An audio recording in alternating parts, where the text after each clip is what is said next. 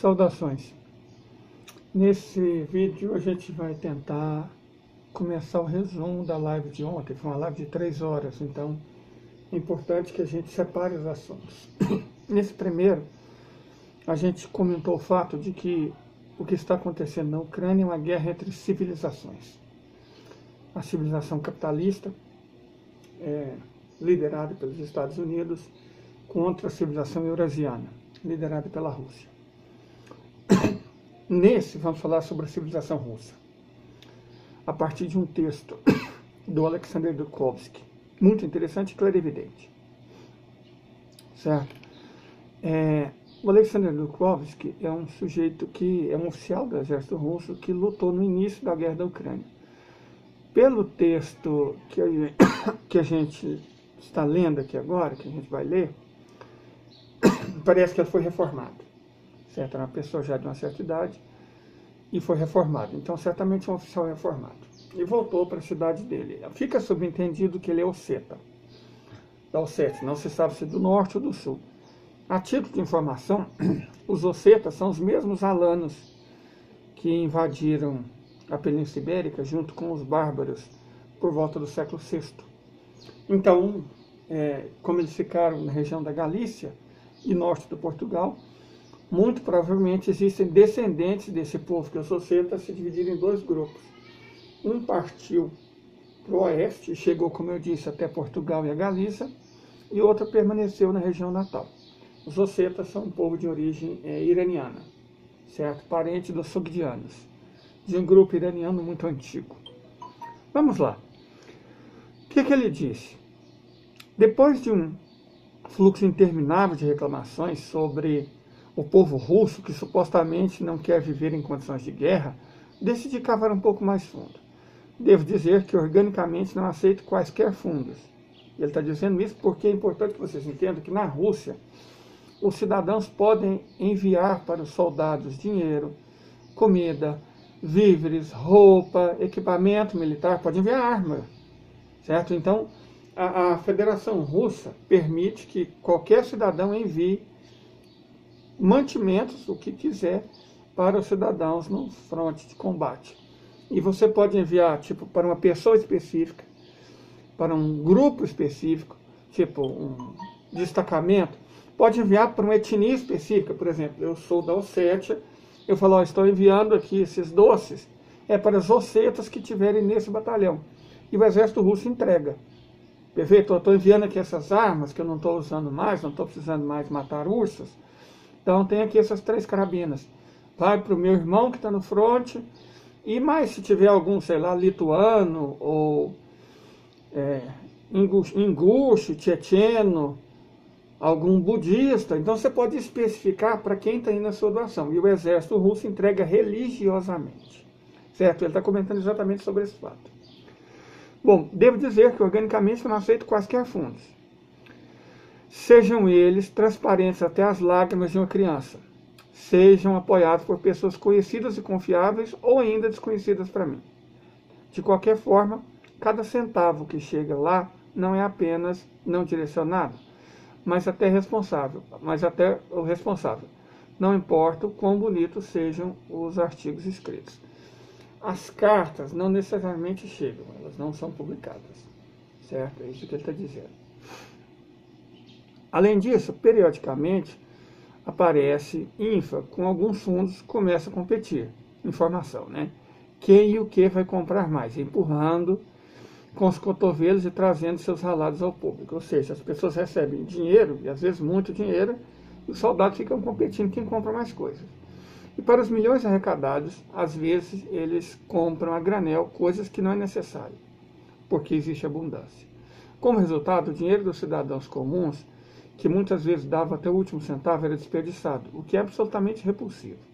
Essa situação é especialmente irritante agora, quando a mobilização parcial afetou a todos e você quer ajudar e apoiar uma pessoa específica, um grupo específico de pessoas, sejam parentes, amigos ou, por exemplo, compatriotas. Isso é muito comum na Rússia. A Rússia tem 190 grupos étnicos. E esses grupos étnicos estão todos lutando pela Federação Russa. E então você pode apoiá-los individualmente. Bom,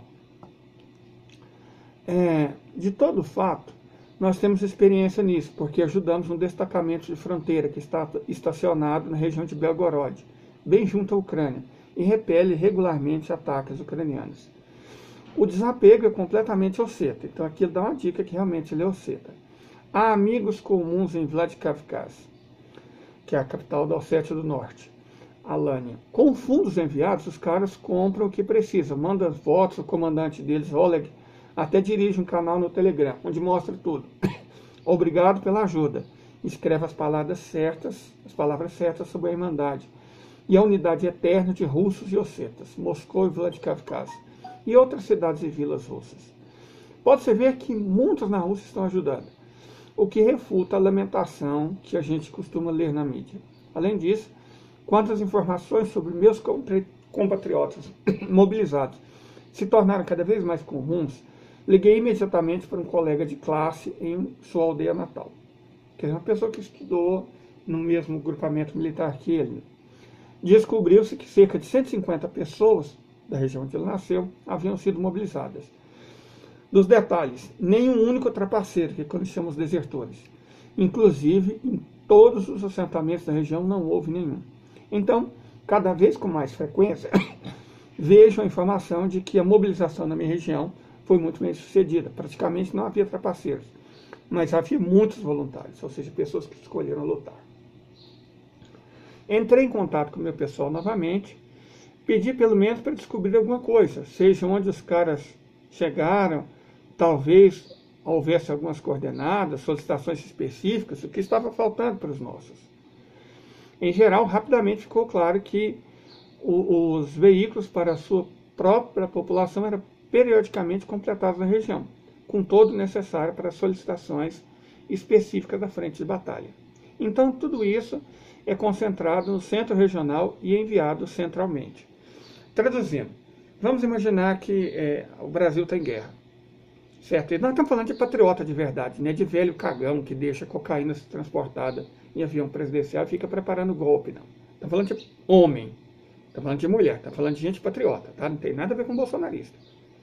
Esses malucos, com esses velhos de pijama parasita, não. Estamos falando de homens. Então, o que acontece? Uma região específica manda um número de soldados. E aí as pessoas se organizam para saber onde esses soldados estão. E se organizam para saber o que essas pessoas estão precisando. É claro que o exército russo dá comida, dá roupa, dá as armas, claro. Mas qualquer um que já serviu o exército sabe que sempre falta alguma coisa. Não é a mesma coisa. Então, essas pessoas mandam o que os soldados requisitam. Eles arrecadam recursos, arrecadam a comida extra, aquele docinho, aquelas coisas específicas de cada população. Porque lembre-se que a Rússia tem 190 etnias. Nós temos xamanistas, temos budistas, temos ortodoxos, temos muçulmanos, temos judeus, os luteranos são permitidos. A maioria da população russa é ateia, mas você tem características étnicas e nacionais muito distintas. Os gostos são variados. A ação do soldado russo, ela discrimina se ele é budista, porque são predominantemente vegetarianos, se ele é muçulmano, que isso é importante, os muçulmanos não comem uma série de coisas, se ele é judeu, que é mais ou menos a comida dos muçulmanos, ou se ele é cristão ou ateu. Então os russos, na ração para os militares, discriminam basicamente essas categorias. É budista, ou seja, quase vegetariano, é muçulmano ou judeu, ou é cristão ou ateu. Então você tem 3 tipos de ração. Mas quem já comeu ração militar sabe que não é necessariamente a coisa mais saborosa do mundo. É basicamente um troço seco, correto? É complicado. Então, soldados recebem coisas dos familiares e de pessoas desconhecidas, que moram na mesma região de onde eles saíram. Mas vamos continuar com o relato. Em nossa aldeia, isso está relacionado com o chefe da administração, a quem pedi para dar o meu número de telefone. Ligando à noite, conversamos. Como resultado dessa conversa, no dia seguinte, imediatamente encontrei e comprei 50 conjuntos de walkie-talkie. Gente, um conjunto de walkie-talkie é um negócio que não necessariamente é barato. É o preço de um carro, 50 conjuntos. Então, eu basicamente dei um carro de presente na forma de walkie-talkies. E liguei de volta no dia seguinte para tentar resolver o problema da entrega. Afinal de contas, são 800 quilômetros até Moscou. No entanto, eu não tive tempo para isso, pois à noite um carro veio até mim. Acabou sendo o motorista, né? o filho de um colega de classe, que eu não vi há mais de 40 anos. Conversamos enquanto eu contava histórias para ele, como no primeiro dia da minha aparição para a aula, era a segunda série, em algum momento de outubro. No primeiro intervalo, seu pai, eu e o irmão dele. Tivemos uma briga. Mas o que acontece lá, fica lá, a história é silenciosa. O principal é que Zóia Ivanovna, nossa sala de aula, imediatamente caiu em choque. Havia 2 hooligans na classe, agora eram 3. O cara perguntou, quem ganhou pelo menos? Eu pedi licença. Você entende que eram 2 contra 1? Ele, bem, sim, eu entendo. Eu tenho o mesmo lixo. Todo mundo diz que você está bem. Você é 2, você e seu irmão.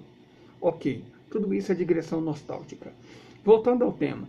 Descobriu-se que um grupo de iniciativa está operando na aldeia, de forma voluntária, evidentemente. Está trabalhando ativamente em cargos e casos específicos que são necessários agora na frente, e precisamente a pedido dos nossos colegas conterrâneos. Por exemplo, se alguém doa armas, acredite, isso é permitido na Rússia. Você manda armas para alguém do exército, que está na frente de batalha, um parente, um amigo, um irmão, um compatriota da sua religião, do seu grupo étnico, você acaba criando um problema, porque você mandou uma arma. Mas e a munição?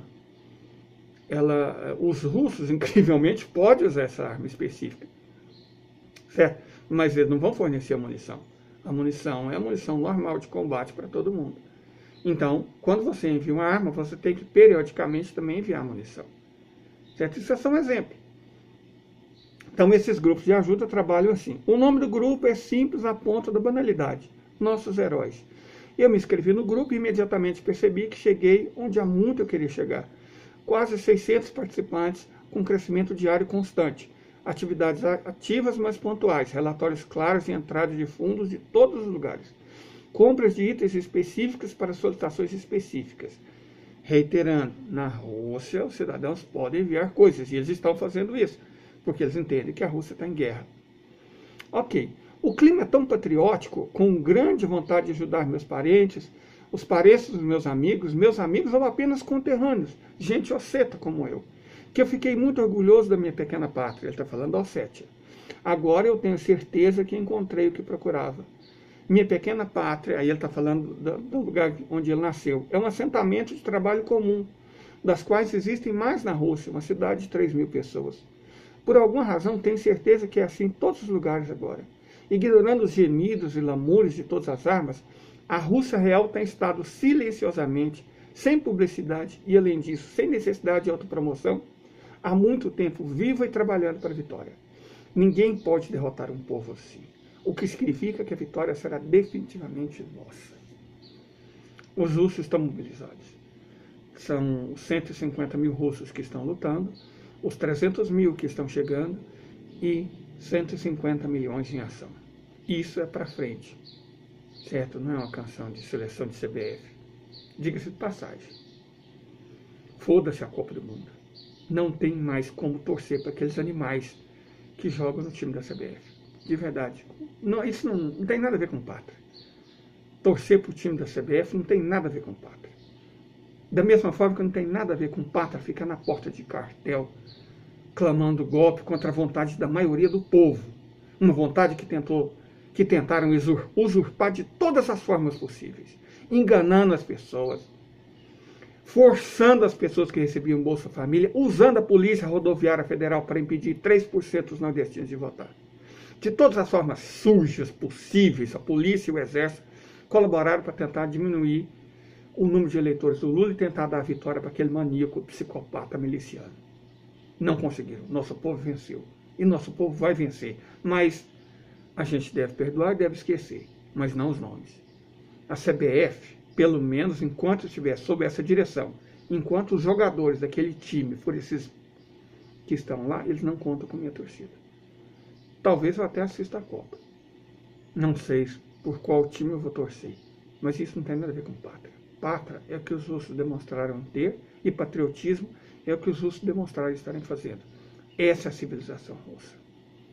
Certo? Essa é a civilização russa. E aí nós poderíamos só mudar os nomes de Oleg para Mehmed, Mahmad, Fátima e chegaríamos aos iranianos. A gente poderia mudar o nome para o nome chinês e chegaríamos aos chineses, que também são patriotas, que também defende o seu povo, os seus valores e a sua cultura. E não valores estrangeiros, empresas estrangeiras, batendo continência para a bandeira estrangeira. O que nós temos não são patriotas, são parasitas. Parasitas. Certo? Nós temos parasitas. A Rússia tem patriotas. E por isso a Rússia vai vencer. Perfeito? É isso. Fiquem todos muito bem.